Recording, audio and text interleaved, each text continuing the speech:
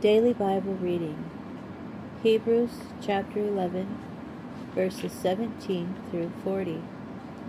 By trusting, Abraham, when he was put to the test, offered up Yitzchak as a sacrifice. Yes, he offered up his only son, he who had received the promises, to whom it had been said, "What is called your seed will be in Yitzchak." For he had concluded that God could even raise people from the dead, and figuratively speaking, he did so receive him. By trusting, Yitzchak, in his blessings over Yaakov and Esau, made reference to events yet to come.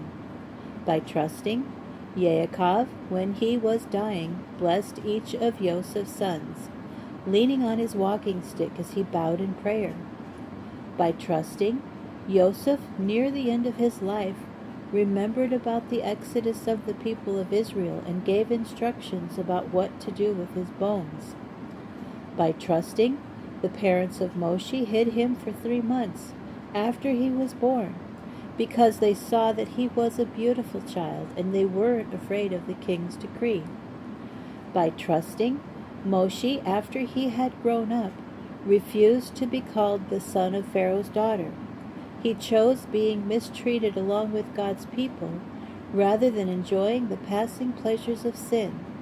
He had come to regard abuse suffered on behalf of the Messiah as greater riches than the treasures of Egypt, for he kept his eyes fixed on the reward. By trusting, he left Egypt, not fearing the king's anger. He persevered as one who sees the unseen.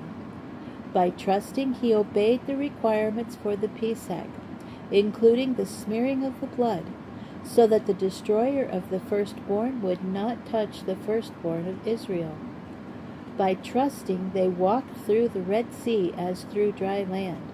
When the Egyptians tried to do it, the sea swallowed them up.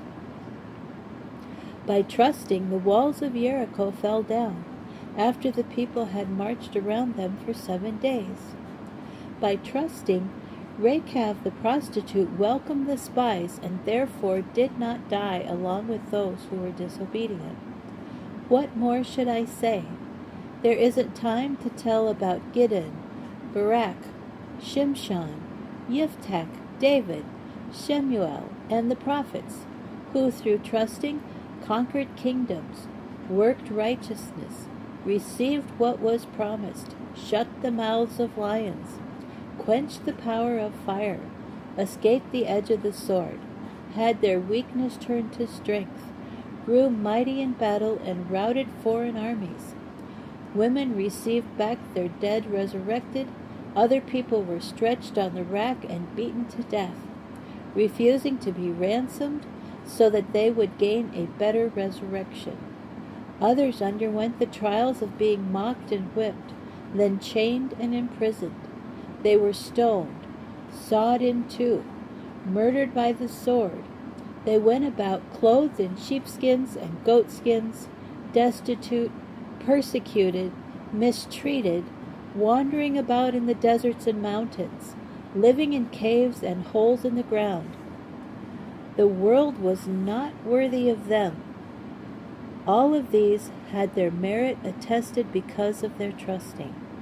Nevertheless, they did not receive what had been promised because God had planned something better that would involve us, so that only with us would they be brought to the goal.